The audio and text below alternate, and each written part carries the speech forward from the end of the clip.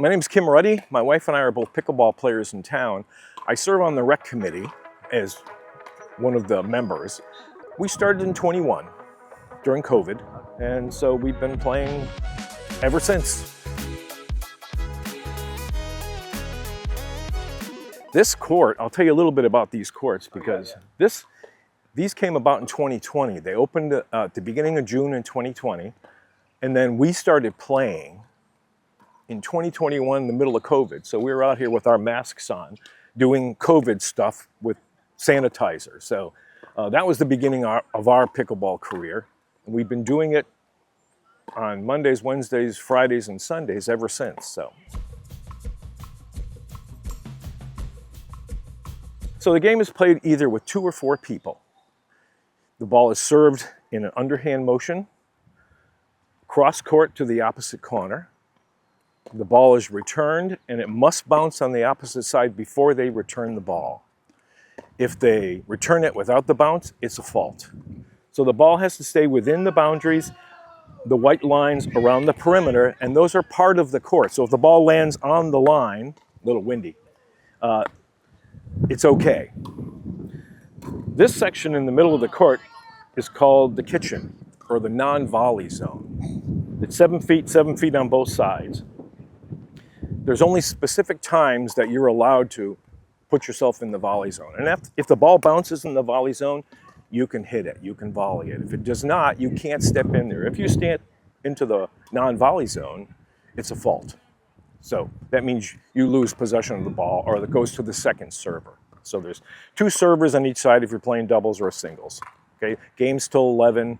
There's a bunch of other rules that you kind of learn as you go along, having to do with contact in the net and serving and that kind of stuff, though. But other than that, it's a pretty simple game. Yep. And I would think that in the last 5-7 years, you started to see it on, well, nationally televised events have started probably within the last year or 2. It's been on CBS Sports and other channels. You've been watching it on YouTube forever. There's been lots of coverage there. Yes, there is a professional circuit. It's growing bigger all the time because manufacturers are now sponsoring players. And where there's money, there's going to be professionals. So yes, they travel all over. It's great to watch because they are the fastest players. When you're up at the kitchen here, remember the distance, 14 feet between those lines. If you hit this ball really hard, it goes very fast. And so you have to protect yourself or deflect the ball back into the other side. So it's a very, very fast game. Or it can be a much slower game. If you're watching some of the older folks like us sometimes, we're a little more relaxed in our returns. We don't run as fast. We try not to fall down very much. And that's one of the goals for if you're an older pickleball player.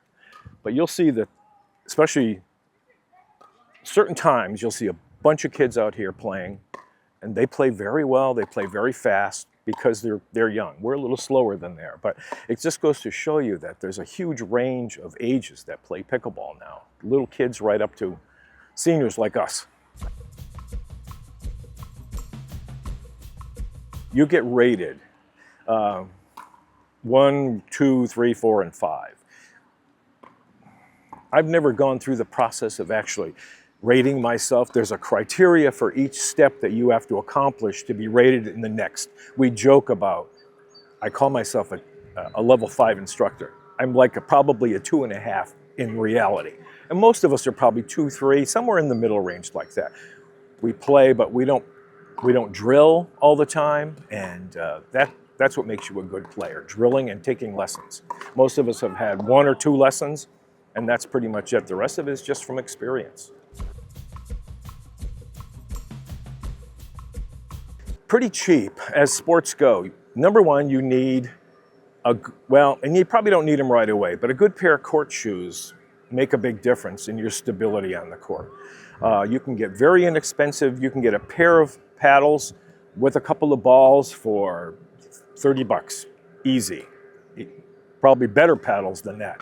A paddle like this is more like $150.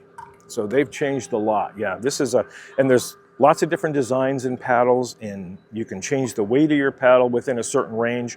The size of the paddle, is set up by USA Pickleball. And you can make it longer and taller, but it has to have the same square area inside. So you don't have an advantage over somebody having this gigantic paddle like that with a big sweet spot in the middle. So this happens to be an elongated paddle. So that's the difference in paddles. And there's differences in balls too. I mean, this technology is just crazy in this. Balls, this started out as a wiffle ball in 1965, and now these are engineered so they don't crack.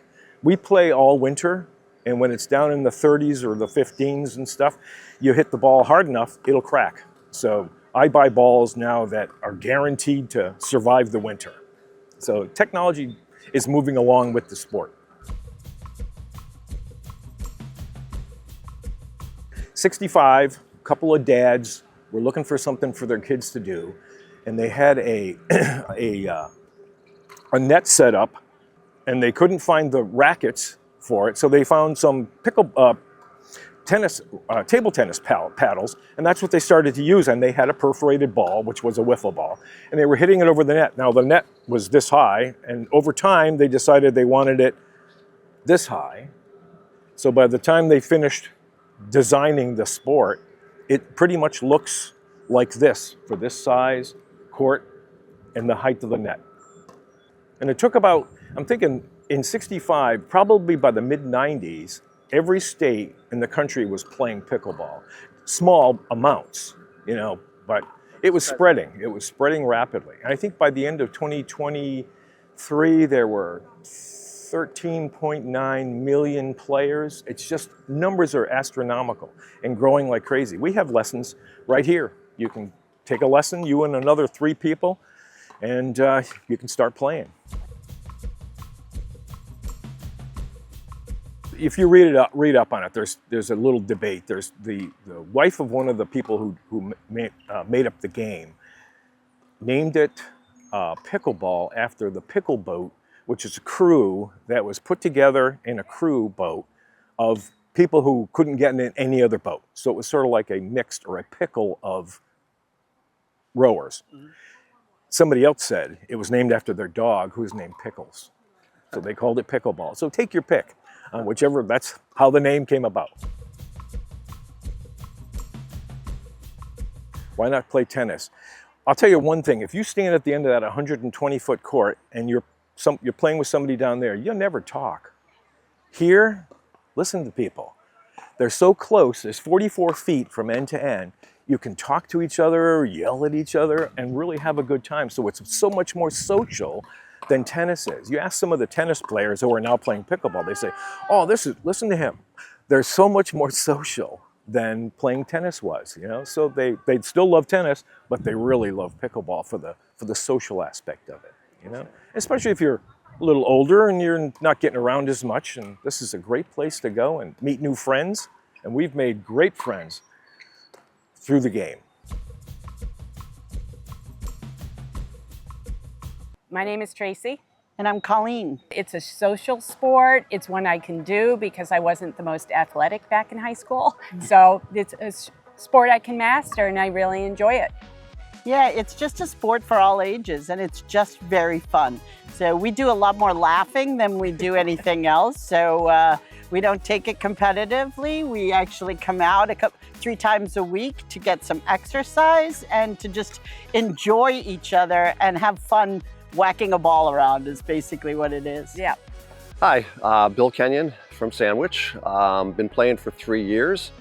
The reason we play, obviously, it's a great outdoor activity. It's something that everyone can play. As you can see, or maybe you haven't seen yet, but we get out here. We've got a great big group. We get to switch around, interact with all our different friends, but it's not only for us retired folks.